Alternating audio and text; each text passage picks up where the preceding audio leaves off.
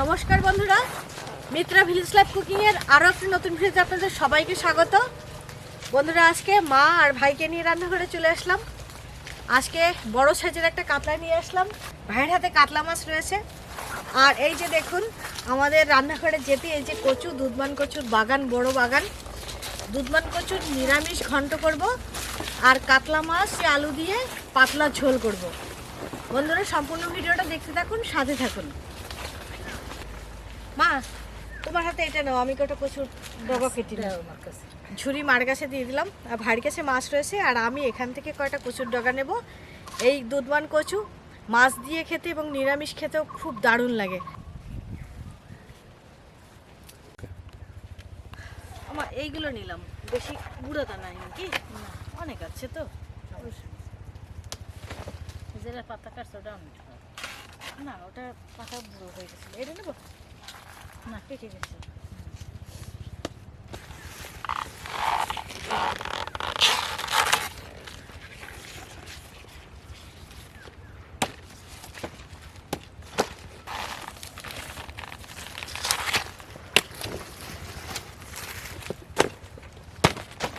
এই কচুর গোড়া বিক্রি হয়, বুঝছো মা, ওই জন্য সব কেটে দেয়। আর লাগবে মা? না,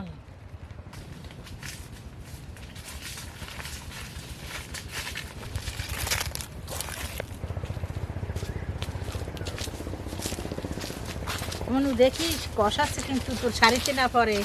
হ্যাঁ, সাবধানে নিচ্ছি। হ্যাঁ, শাড়িতে পরলে কিন্তু দাগ হয়ে যাবে।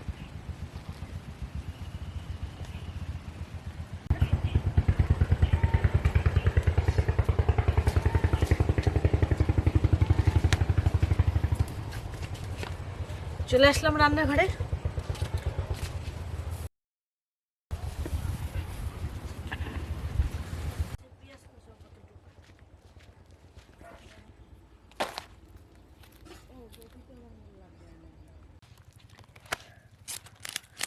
মাছটা কেটে নিই।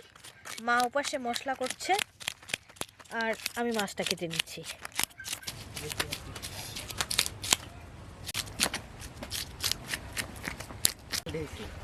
বাড়ি একবার উঠেছি, কতবার উঠেছি পাঙ্গাস। এই এখানে কি কথা লালা কম, এটা খাইতে ভালো লাগবে।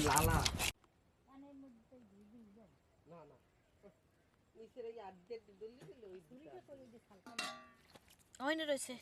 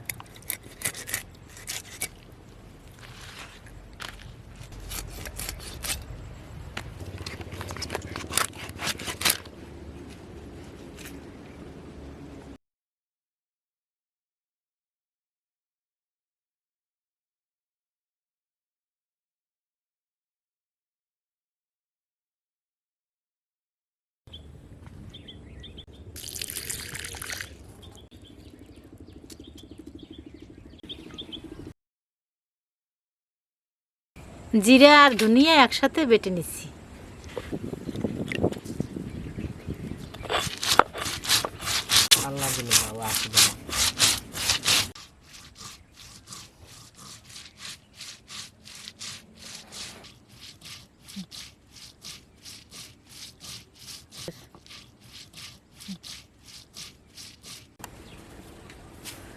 মাছ ভেজে নেব। মাছে লবণ দিয়ে দিলাম, হলুদ দিয়ে দিলাম, মরিচ দিয়ে দিলাম। হলুদ, লবণ, মরিচ দিয়ে মাছটা মাখিয়ে নিচ্ছি। ও মা, তোমার আবার শ্বাস উঠে যাবে না, তুমি এটা রাখো। আমি মাছটা ভাজি বসাই, তারপরে আমি বাইটে নিচ্ছি।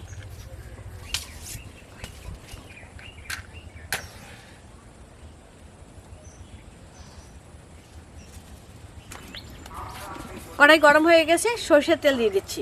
মাছটা ভেজে নেব। উঠবে না। এটা লাগবে এনা করে জ্বলে না।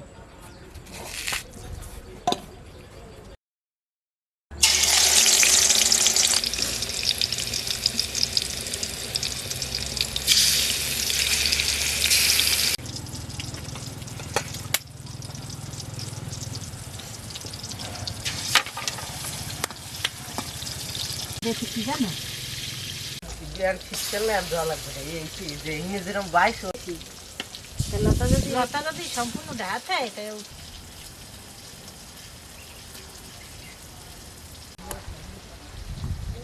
বাইরে করতে হবে তাহলে দিকে মাসে বসা একটা কথা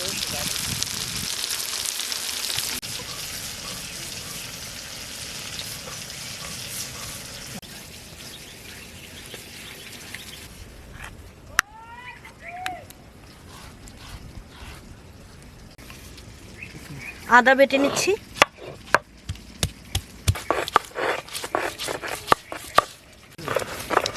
ওটা না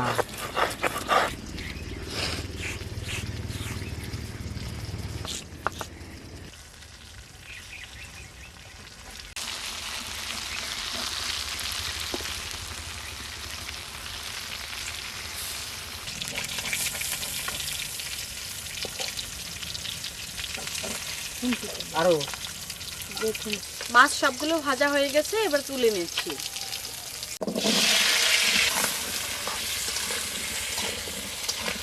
আলুটা ভেজে নিচ্ছি।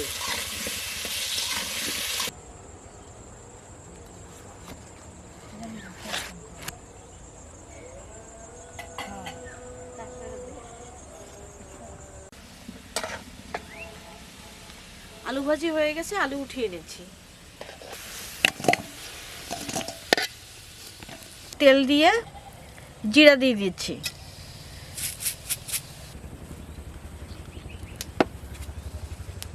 পেঁয়াজ কুচি দিয়ে দিচ্ছি।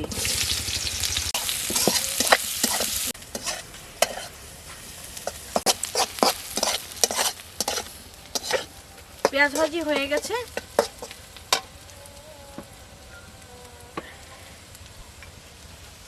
আদা বাটা দিয়ে দিচ্ছি।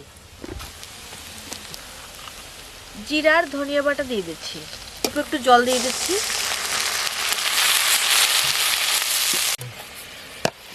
হলুদ দিয়ে দিচ্ছি। মরিচ দিয়ে দিলাম, মরিচের গুঁড়া। এবার সব মশলাটা একসাথে ভালো করে কষিয়ে নেব। মশলা কষানো হয়ে গেছে, আলুটা দিয়ে দিচ্ছি। আবার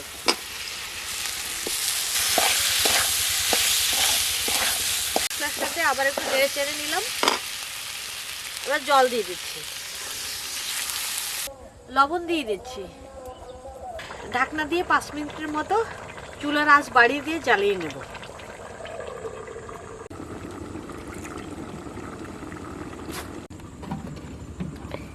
কচুর ডাঁটা ভাজি করার জন্য অল্প কটা বাদাম দিয়ে দিচ্ছি। এখানে আমি পেস্তা বাদাম দিলাম। আপনারা চাইলে কাজু বাদাম, পেস্তা বাদাম বা ডাল, নারিকেল যে কোনোটাই দিতে পারেন। কটা পেস্তা বাদাম, ছোট ছোট 4টা মরিচ নিয়েছি, কাঁচা মরিচ। এখন এটা একসাথে বেটে নেব।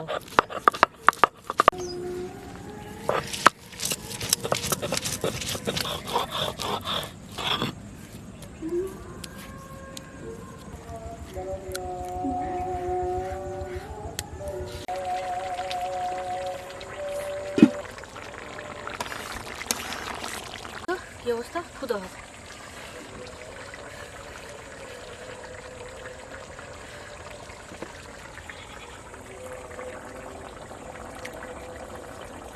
ঠিক আছে। 5 মিনিট হাই হিটে জ্বালিয়ে নিয়েছি। মাছের তরকারি হয়ে গেছে, এবার তুলে নিচ্ছি।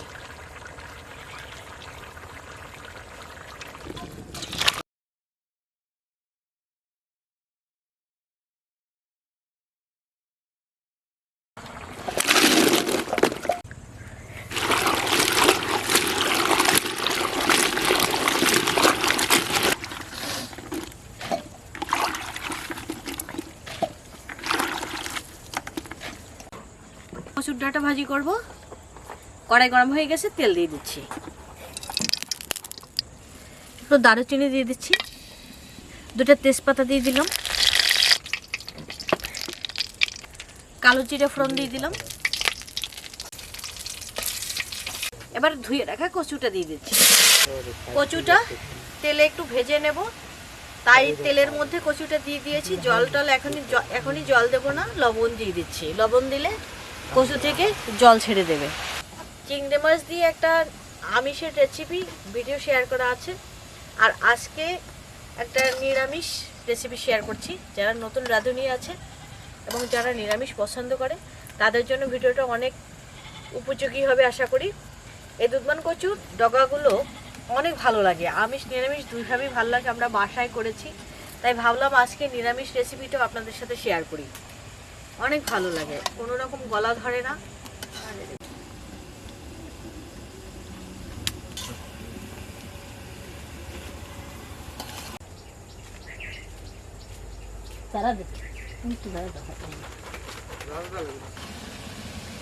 কাঁচামরিচ দিয়ে দিচ্ছি।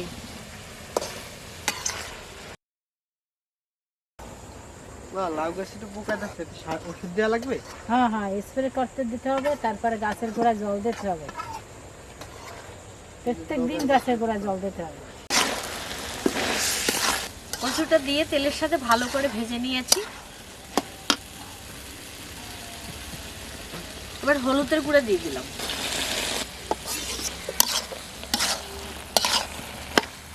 হলুদ দিয়ে ভালো করে নেড়ে নিয়েছি। এবার অল্প একটু জল দিয়ে দেবো।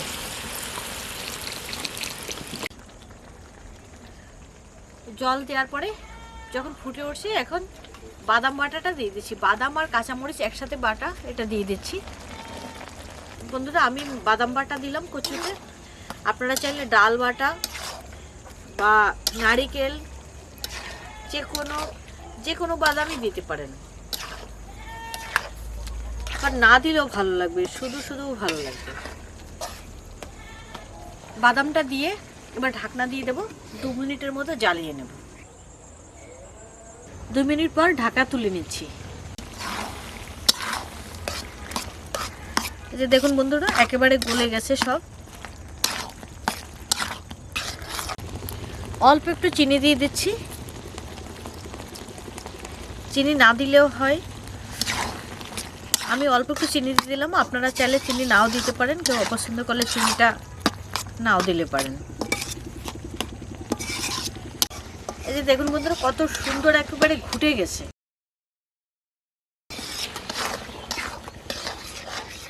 চিনিটা দিয়ে একটু ভালো করে ফুটিয়ে নিয়েছি। কচু শাক হয়ে গেছে, এবার তুলে নিন।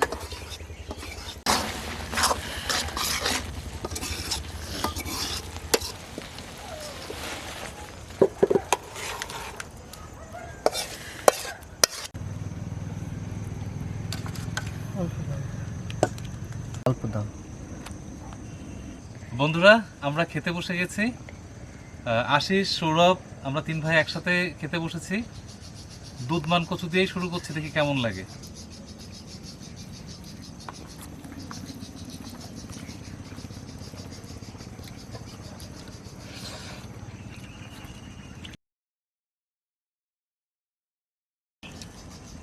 কচুর শাকটা খুব ফাইন হয়েছে, একদম অনেক স্বাদ লাগে খেতে।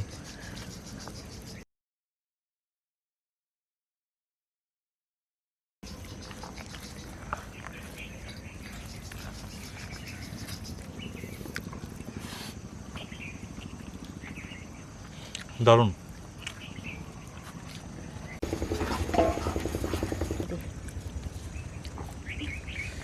মাথাটা আমার দিলা?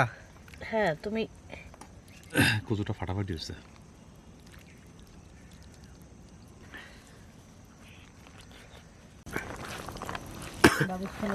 না,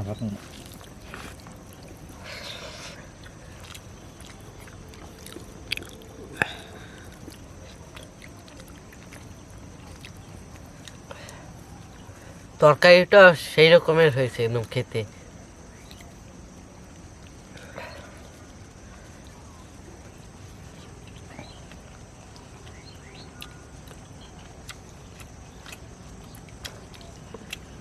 কাতলা মাছ আর আলু দিয়ে পাতলা ঝোল বেশ ভালোই লাগে। আশিস, মাছ দেবো একটা? না, লাগবে না।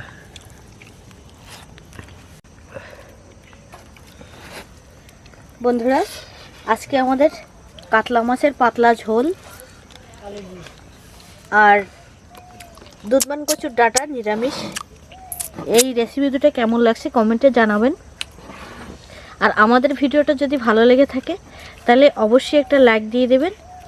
আর যারা চ্যানেলটি এখনও সাবস্ক্রাইব করেননি তারা অবশ্যই চ্যানেলটা সাবস্ক্রাইব করে পাশের বেল আইকনটি প্রেস করে দিবেন।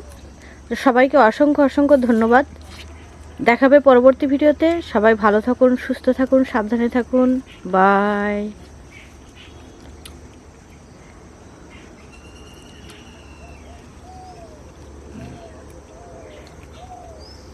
তুমি খাবা না মা? হ্যাঁ খাবো। কখন খাবা? এই তো এখনই। এখনই খাবা? হ্যাঁ। কি অবস্থা চেহারা! কোনো বন্ধুরা অনেকে জিজ্ঞেস করছিলেন যে মার আসলে কি হয়েছে এবং এখন কেমন আছে শারীরিক অবস্থা। প্রত্যেক দিনই কেউ না কেউ কমেন্ট করছেন। আর যারা কমেন্ট করছেন জানতে চাচ্ছেন, আমাদের প্রিয়জন আপনারা, অনেক কৃতজ্ঞতা এবং ধন্যবাদ। তো মার আসলে বুকে ব্যথা এবং হাঁটা চলা করতে পারে না, বুক ধরপড় ধরপড় করে, সমস্ত শরীর কাঁপে আর বুকে ব্যথা গত 2 বছর ধরে। তো ঢাকাতে ডাক্তার দেখিয়ে নিয়ে আসলাম। 1 বছর ধরে হচ্ছে ফুল ট্রিটমেন্ট হচ্ছিল। ডাক্তার বলেছিল হার্টের সমস্যা, হার্টের সমস্যার ওষুধ খাচ্ছিল এই 1 বছর ধরে।